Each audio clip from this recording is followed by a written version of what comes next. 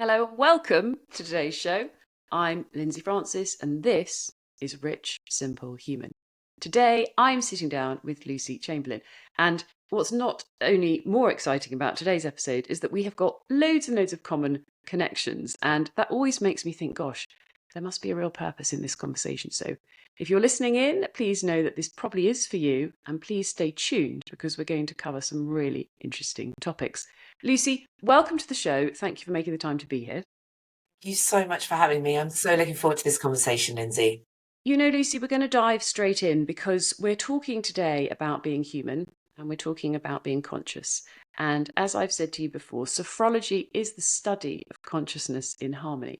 And when I was researching this interview around the work that you've done over the last however many years, you are incredibly conscious and you embody being human in your business. So I just wanted to say thank you because I'm sure you are role modeling that to so many other people out there in the world.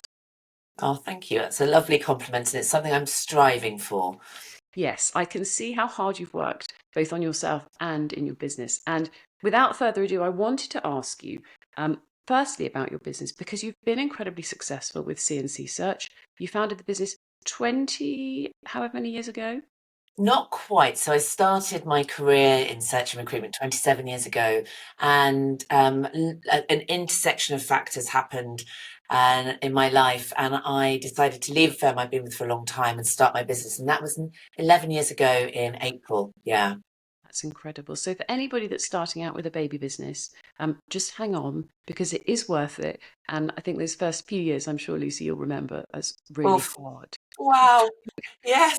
I think if anyone had told me what that really looked like, I do question whether or not I would have gone on that journey. But now I can't imagine ever having not made that transition, because it has taught me so much about so many different things, from myself to business, to how people interact, communication, to leadership. I mean, I would never ever have had that level of exposure without making that decision.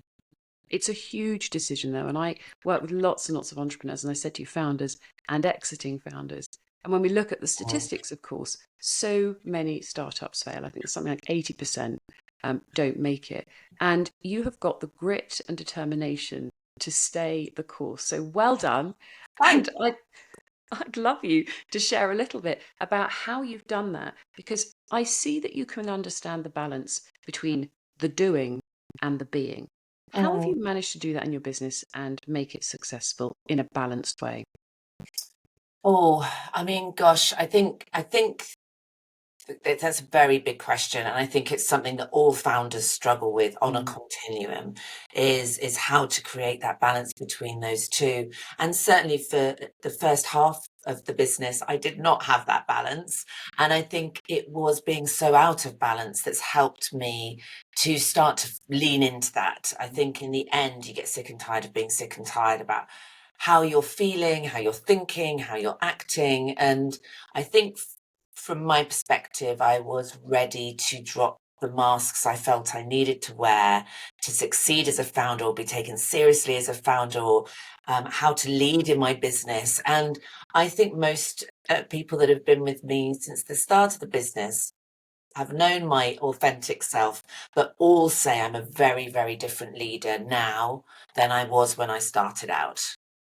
Gosh, that's really demonstrating such a high level of self awareness, because when I work with clients, I don't think they quite understand that that's evolution in ourselves. We will be very different in 5, 10 years' time than we are now, but we tend to Mm. hang on to who we were or perhaps successes that we had in the past. And your transformation is really what makes your business fly, the fact that you are moving forwards. Lucy, you just mentioned, I'm sick and tired of being sick and tired. You must Mm. hear that in the recruitment space a lot. So do you mean in terms of people being sick and tired of? Tell me, give me a bit more context. In terms of their jobs, people are obviously in transition when they come to Yes. you. And I know that people don't turn up one day and just think, that's it, I'm leaving. There is a grind that happens before they say that Yeah. that's enough. Or, of Yes. course, sorry, they're coming for an opportunity. So either way, either way. Yeah. So I think that I think there's often a couple of things that I try and help people to become more aware of. One is that they're going to find themselves wherever they go.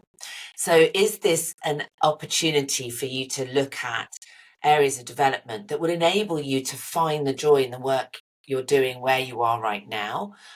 Because what I often see is people leave companies after 5, 6, 7 years. They'll go somewhere and then perhaps spend 6 months somewhere, 8 months somewhere, because actually they're finding themselves where they've left, thinking it was a company problem. And sometimes it's it's an opportunity for development, or leaning into skills that perhaps need developing. And then other times, yeah, of course, it's just I have an awareness that I am worth more, that I can do more, that I am not being recognised, or I'm not being invested in. And so having the bravery and the courage in that moment to say, actually, I'm ready to take that leap. I'm ready to take that step. So for me, it's usually people tend to sit, not always, but tend to sit in one or two camps. And I think definitely in that first camp, there's often a real lack of self-awareness that actually this might be an opportunity to work on myself, rather than making that move and finding out, oh, all those same frustrations are still here, because actually it's an internal job, not an external job. And you talk a lot about internal and external worlds. And I think when I work with clients, often they don't realize there are two. They're very externally focused and they're missing the Mm, bit inside, which of course is what creates this problem with ego. It becomes the shell, the hollow yeah. shell that we operate from. Lucy, I'd love to know what you say to people when they're in that position where you can see the problem is wherever you go, there you are. Yeah. So I try and it's interesting because just before we started recording, we talked a little bit about what you do, the amazing work that you do, and how you create transformation for very successful people in terms of how they think, act, and feel about themselves. Mm. And you talked about one of the tools that you use, one of the many, which was visualization. And interestingly, and perhaps unusually for a headhunter, I use that too. So I asked them to imagine the bridge between where they are and where they want to be. And I asked them to really get clear on perhaps 4 or 5 of the barriers that might stand in their way of finding fulfillment in that next role. And often they might initially come up with, well, it's compensation. That's often where we'll start. A barrier to my happiness in my next role is, if I can just get this amount of money, I'm going to be happy. And actually, I asked them to strip that back, and I ask them to really imagine what those barriers look like and how they've been showing up at work. And it's interesting the different things that will come up. And for some people, it will remain. I need more money, I need a more senior title, and I want more responsibility. Those tend to be 3 things that tend to be bigger drivers for career moves. But sometimes people will have an aha moment. Oh, right, it's my imposter syndrome that's showing up, and I think if I make a move that's going to disappear. Or perhaps and there might even be an awareness that, oh, perhaps actually I just need to work on my relationship with my leader. And actually, if I can do that, I actually love my work. I really enjoy the company I work for. It's a relational issue, so how can I work on that? So it's interesting watching people's aha moments. You've just basically explained one of the sophrology exercises, and it's not unique to sophrology, but being able to visualize where you're going and then Yeah. understanding how you might get there, of course, is one of the first steps. And you will have heard it said before, what you focus on, you move towards. The problem is people are often focusing on the fact that they feel miserable, they're unhappy, they don't feel great, or they're sort of obsessing about something they don't want. And if we talk about manifestation, you just Yeah. get more of what you're looking at. And you do the absolute reverse. I would absolutely love to be a client because you've already gifted them such a transformational piece that people just don't do. Yeah. Well, I'd like to incorporate the things and tools and methods that I've been gifted in the years that I've worked with coaches and then gone on to undertake my own coaching qualifications.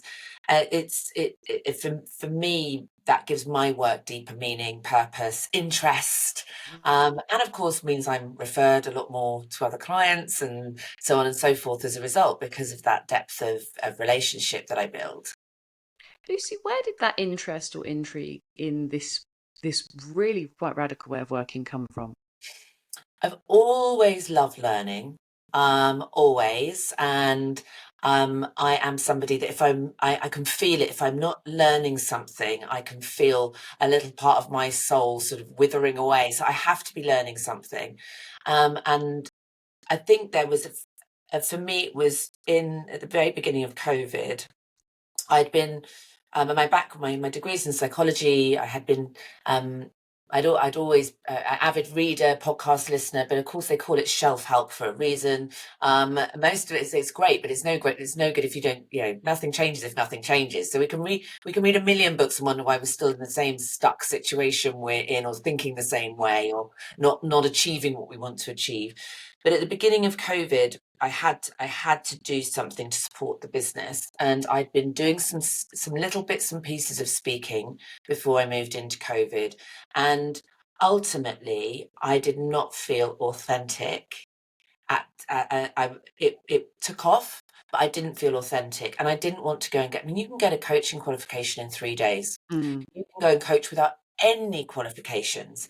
I know that for me, you don't develop any kind of subject matter expertise in 3 days or 3 weeks. So I decided to take the ICF diploma, which you will know, the coaching Yes. diploma, which takes just over a year, and to certify. And then I took 6 more. Just because I wanted to understand the different modalities of coaching, whether it's executive, wellness, leadership, group coaching, and now I'm looking at what do I do next? What do I learn next?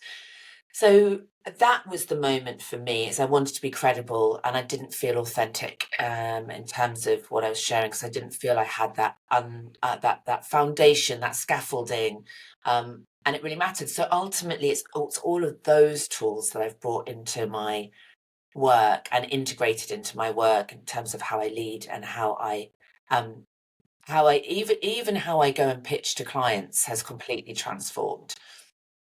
That's absolutely beautifully put, Lucy. And going back to your original opening line of shelf help, I think that's absolutely brilliant. I'm about to podcast with somebody on spiritual bypassing. And of course, we can come at this from different levels, but Yeah. we all have a lot of knowledge. We've got more information and knowledge available to us now in the Western world than we ever have done.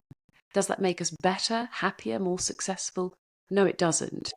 And what you've just described is the journey inwards into who am I? How do I really want to use my gifts and talents? And then what do I do in the world that makes me feel purposeful, useful, fulfilled, and ultimately creates a legacy? And isn't that the $1 million question? Lucy, can I come back to something that you said about people coming to see you who then recognise that they've got gaps? Because I know that as well as placing people, you also support them with development. Can you tell me a little bit about that side of your business? Yeah, I think the vast majority of people that I support with career moves are women. And that's just generally because of the industries that we tend to place people in. So EAPA and business support, HR people and talent, and there is it is dominated by women.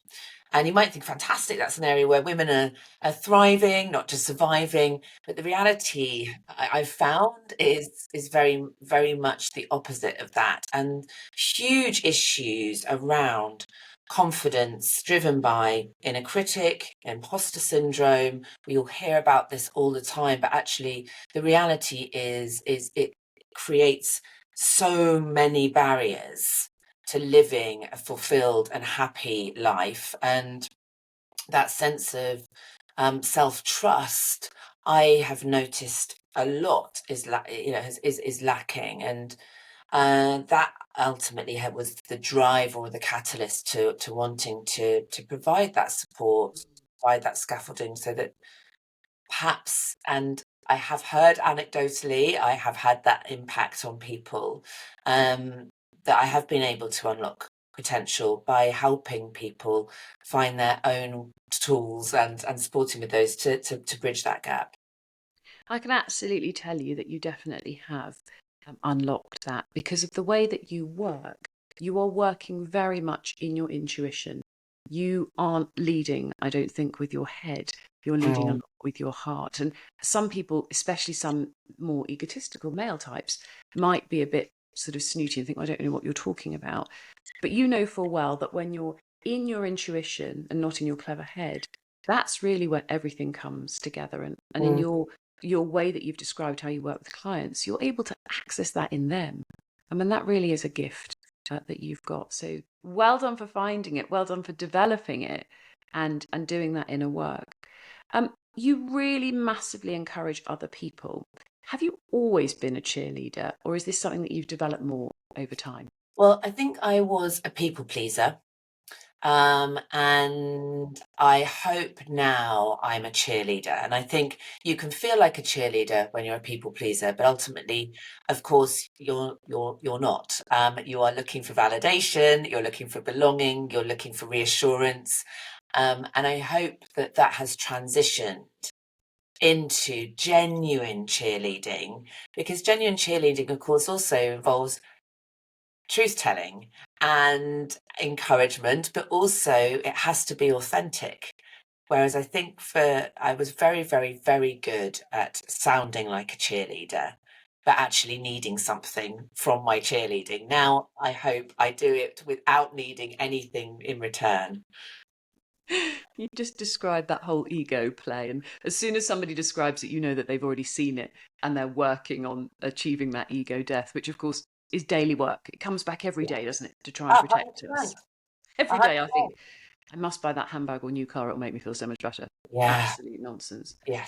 You're Lucy, never going to have enough things to mask any holes that are going on inside, right? It's that you're never going to have enough things. I was listening to some an interesting podcast with Bryony Gordon who was talking about that. Yeah, it's fascinating. brilliant. And how funny that actually somebody else was also talking to me about Bryony Gordon Oh, yesterday. really? So here we go again. Yes, and I hadn't heard that name in a long time because I don't access the British press or the papers as much as I used to. Yeah. Can I take you back to the internal versus external Mm. validation? Because we are all driven, even more so now, by the consumer desire for more. When I have this car, this house, this job, Yeah. this wife, this child, this success, I will feel whole. And you know as well as I do, it simply doesn't work like that. But the world will tell us every day that that is important. Buy Mm. this supplement, do this for your health. And people often come to me and they say, Lindsey, just tell me what I need to buy. And I say, unfortunately, it doesn't work like that. In sophrology, you have to do the work. You build yourself a toolkit over 90 days, and that's a toolkit for life, and you come back to it. You've got your own toolkit, Lucy, and I know that you're a hot yoga fan as well. What other tools do you use to make sure you are in that inner place? Yeah, I think it is daily work. And for me, I think that I absolutely can notice how I think, feel, act changes completely if I don't have morning rituals and evening rituals that really work for me. And also really noticing during the day, I am somebody that works very hard.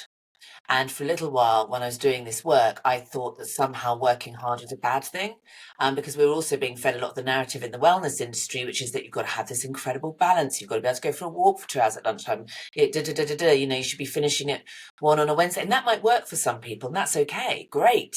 But actually, it's not. It's not how I work at the moment. And for me, it's also just then about building in little tools throughout the day to make sure that I am regulated, that I am making good decisions, that I have energy to get through the day. So for me, it's also having little tools throughout the day. So mini check-ins. I use a brilliant breathwork app called Othership, which has a fantastic 2 or 3 minute breath and really good breathwork sessions for all sorts of different moments, whether you're stressed, angry, frustrated. And let's face it, we all get frustrated on a daily basis with one email or another, or too many emails, whatever it might be. And so that for me is really brilliant for regulation. And I can feel it as soon as I'm out of regulation. I will tend, my go-to response in the kind of disempowered triangle will be, I'll get into blame. That's my why aren't they doing that? Why has that not happened? And as soon as I notice that coming up, I know straight away that my ego is taking over and I need to do something about it. I just think I'm loving this conversation, Lucy, because so many people are so unaware. In fact, 90% of people, I think, wouldn't even be able to notice when the blame or the victim part of them is coming out. And these inner voices, I often say to people, it's like a whole theatre show in my head often. And, they're having all these different conversations and they're driving. One's trying to drive this way and the other one's trying to drive that way. And parts integration and listening to yourself and knowing which voices you really want to You be. know what I call that? The Mm. shitty committee. I hope that's okay to say. And where did that come from? I think, well, and I'm sorry to swear, but I think just having that sense of that committee that's just bombarding you with crappy messaging, that's all old stuff. And we spend so much of our life looking for evidence that we are all the things we don't want to be. And it's exhausting. So when I hear those voices come up, it is like a cacophony, isn't it? It's loud, it's noisy, it feels like it clouds your judgment. And so that's my word for that committee. Yes. And it's so much worse when you're tired, when you're Yes. hungry, when you're in a conflict situation or you've got something to deal with.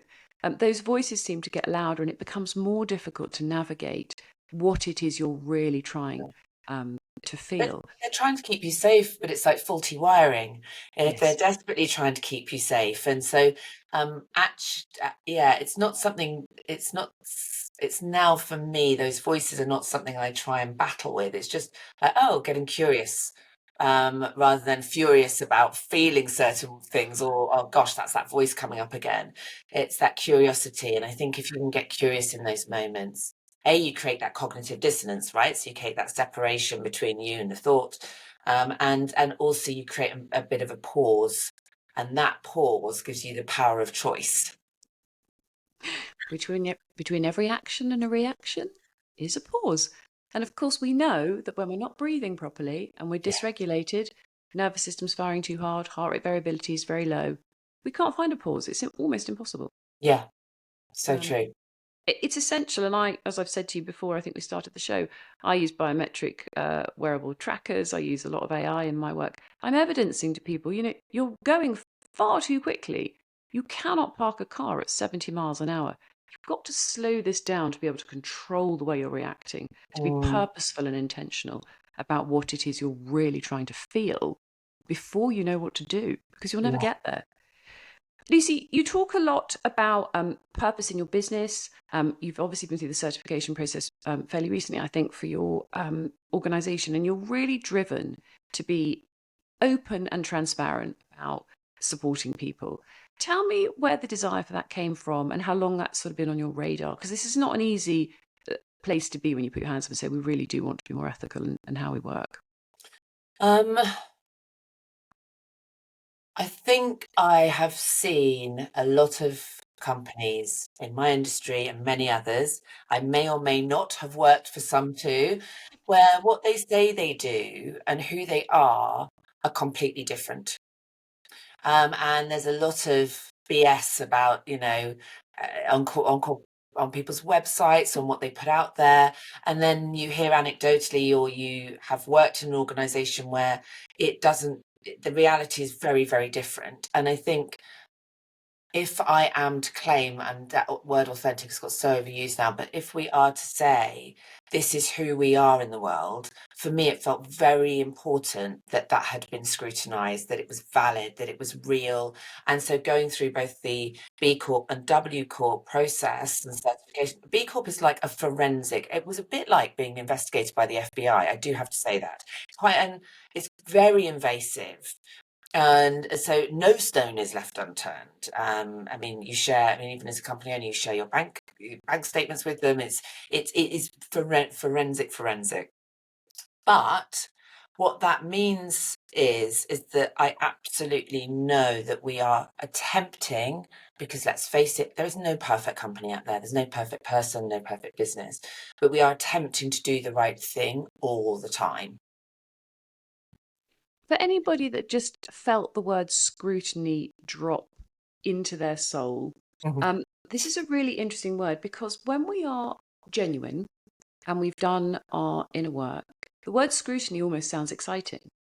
Please scrutinise me, because I'm sure I've got, I'd love to know where the gaps are. But for those of us that haven't done that work, the word scrutiny is utterly terrifying Well, because, like look you at what just say, happened with Crispin Odie. I mean, that's, yeah, so, right, so that's where scrutiny was definitely terrifying. exactly. But I think you will see, and I'm sure you'll be able to go through your Rolodex in your head of people that scrutiny would almost be quite welcome as a development opportunity Yeah. because they've done their work and they're like, no, come on, bring it on. And also, if you actually have a genuine desire to be better, do better, grow, you can't do that without feedback. And feedback is something we all find difficult. There is nobody and even for me now, I have to really work on I have to have a sense for opening up my heart, find what's useful here. And if I'm receiving feedback and I'm resistant to the feedback, what's the resistance about? But that's taken me a long time. And especially if you have been a people pleaser, you desperately, desperately want to do everything to basically avoid any form of criticism or rejection. But now I'm in a place where with B Corp, you get tons of feedback. You need to do this differently. You need to have more of that. And with W Corp, it's a much more nurturing process, I have to say. But equally, we had gaps, and I thought I'd built a business. With 25 women, I thought I'd kicked ass at building a business for women, but actually we had gaps there too that we could improve on and do better with. And the speed in which the world is changing, there will be gaps that appear on a daily basis, but that is progress and that is transformation. But it's being open-minded, isn't it, and receptive Mm, to, I would love to know what I could do differently, rather than, oh, please don't tell me what I'm doing wrong. I find that terribly frightening. yeah. A lot of these responses also come from our conditioning when we're children. And sophrology does dig into the inner child much later on in the process, and it does do some work around what sort of happened as we've been growing up. Although it's a very future focused therapy. But how often, Lucy, would you say, it's a sort of bit of a straw poll, that a lot of the ways we behave do come from the things we were told or the messages we were given when we were kids? Oh, I mean, for goodness sake. I mean, I don't know. I don't have any data or any science-backed response. So I'm cautious to respond because it comes from a place of instinct, not knowledge. So I would imagine it's got to be 80 to 90% of how we behave and show up is driven by, yeah, childhood experiences. It really is the power of the subconscious. And when you become conscious, and I've said sophrology, study of consciousness and harmony, when you become conscious of those thoughts, feelings, and emotions that are in the subconscious that are driving your words, actions, and behavior, that's when you truly develop, you truly step into your true power. And I know that you've done that work and you're seeing the fruits of your labor there. But of course, people don't because it's hard. Yeah. Well, of course, I mean, it's very exposing. And also, uh, I think there has to like everything, there has to be a deep reason as to why you want to do that work, and it's uncomfortable. It's often difficult. It involves change, and or even worse, awareness without change. So if you're still self-sabotaging, but you're also aware, it's an even more challenging place to be.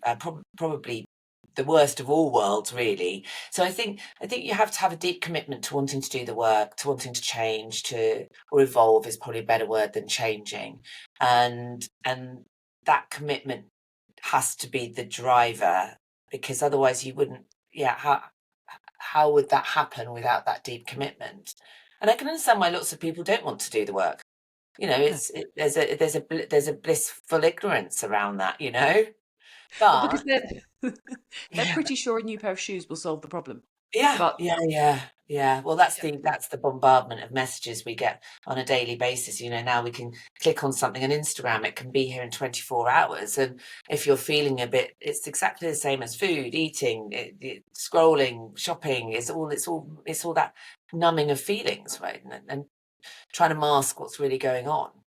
yeah, and I think that masking is so, we do it all the time. We don't even know we're doing it Yeah. until we become aware, and then we do go back into our inner world.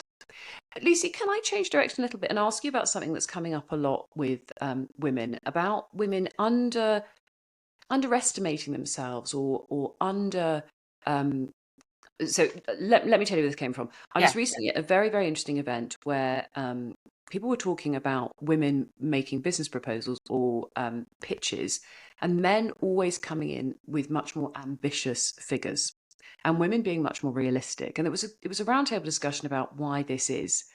And I'm very, very interested in evolutionary psychology, and I came back to the tribal behavior where men go out and look for, hunting deer, and they have to go out and say, let's get 12 deer, but only come back with 8. Whereas women, the deer come back into, the dead deer come back into the cave, and the women say, oh, we've got 8 deer, let's feed people. They have to be realistic, but men are conditioned to obviously be a bit more ambitious with their attempts. You must see this come up in your work time and time again. Well, I mean, yes, and I think we're completely the conditioning from a very early age is boys can be bombastic, boys will be boys, right? And girls have to be kind and polite, and you see it on t-shirts. Girls have be kind or something sparkly, and boys have a I don't know, Tyrannosaurus Rex roaring, talking about bravery, and so there is so much conditioning on top of whatever biological factors there are. And it was back in 1978 when, what's her name, Dr. Pauline Rose Clance did the first study into imposter syndrome, because she was noticing that that very successful women weren't putting themselves forward for bigger, better opportunities despite their success and credibility. And I think we are measured as women, I think, in many, many, many more ways than men. What we look like, how we sound, how our voices sound, our presence, our homes, our children, and our work. And so there are many. For me, there feels like there are many, many more measurement tools, and it's wear just the right length of skirt, not too short, not too long. Speak up just the right amount.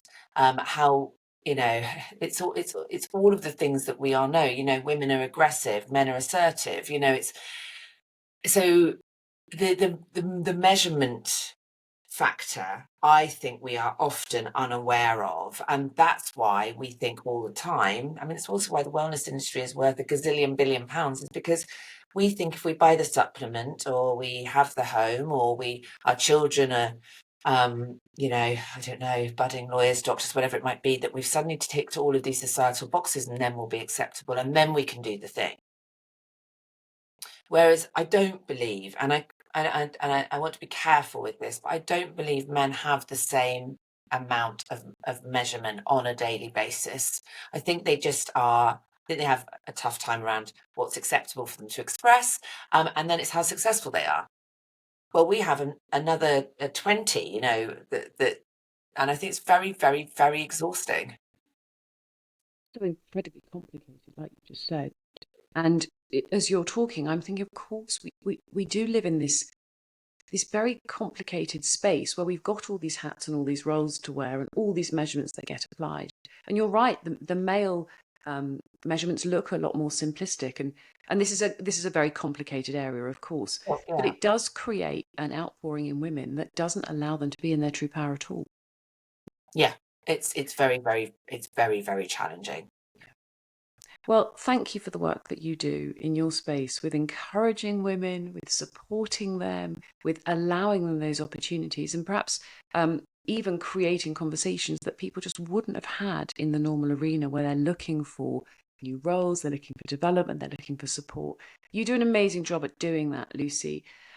What one piece of advice would you give to somebody listening to this podcast thinking, gosh, those two were jolly interesting. I would love to know more about working with you? Okay. What one piece of advice? Oh, and that's a big question. It's a big question. Huge question.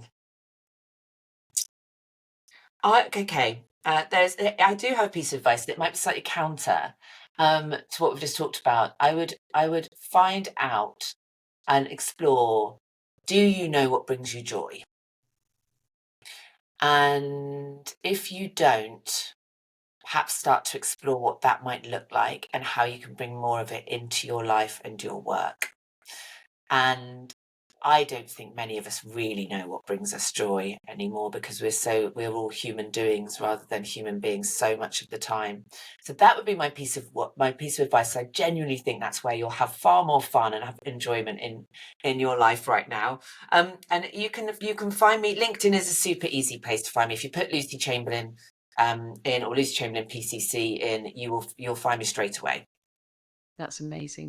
Lucy, I love that piece of advice. And I would just add to that, that when you think about what brings you joy, can you narrow the time frame into today? Because Oh, what nice. brings me joy, a Ferrari, is not the same as what brings me joy, a cup of tea. And Mm. when our perspective changes, everything changes. And that framing of today, not hanging out in yesterday, which is subjective, not hanging out in tomorrow, which is imaginary, but really allowing people or encouraging people to ask themselves, what brings you joy today? Mm. Creates a real flourishing, an internal flourishing in satisfaction, in joy. And I think just in that internal peace and serenity that we know, you and I both know, is so, so important in our lives. I couldn't agree more. Amazing. Lucy, it's been an absolute joy to talk to you. I've got even more questions to ask you, so I hope we'll come back at some point this year for a second round. But for now, all I need to do is say thank you so much for the work that you do, from all of our listeners and from me, and I think from everybody that's ever worked with you and listened to you speak. Please do lean into some of the things that Lucy shares on LinkedIn and through her socials, because she truly is a remarkable woman. Lucy, thank you very much.